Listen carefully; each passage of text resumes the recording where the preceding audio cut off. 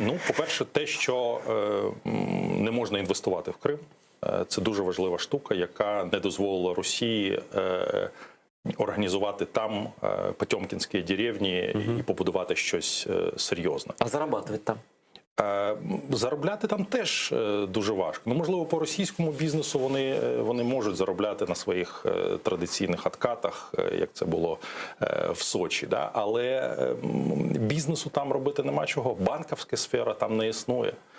І це завдяки цим санкціям. Звичайно, ми хотіли би більше. Звичайно, ми хотіли б, і ми вели про це розмови, про заборону відключення Росії від СВІФТу, наприклад, те, що вдарило дуже сильно. Але той факт, що туди ніхто не літає, що зона залишається закрита, що кораблі туди не заходять, а ті, які заходять, ми бачимо і намагаємося їх наздогнати. Якщо вони там роблять якусь перевалку в Чорному морі, у нас є служби, які за цим слідкують, і ці факти ми всі даємо нашим партнерам.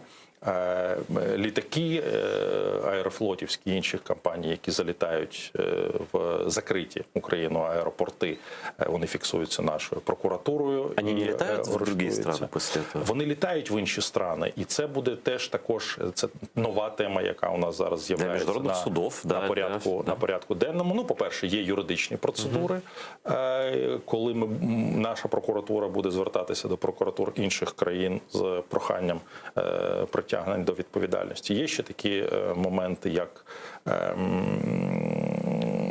лізингові договори, які на ці літаки підписуються, і ми будемо теж просити наших партнерів уважно подивитися. Є, врешті-решт, діяльність страхових компаній, яка скаже: чекайте, значить, щось тут не... На всякий случай не будемо з вами мати діло. Наприклад. Тобто ці речі, вони зазвичай залишаються залаштунками, але вони сковують Росію від того, щоб відчувати себе. Ну, скажімо так, направлення вірне, але тиск недостатній. Ні, ти ж розумієш, мені дуже б хотілося б зараз, щоб з Москвою припинили будь-які контакти, щоб ні з ким з російських очільників ніхто не захотів сідати за стіл, і щоб повністю відмовилися від торгівлі з Російською Федерацією, не купувати нафту.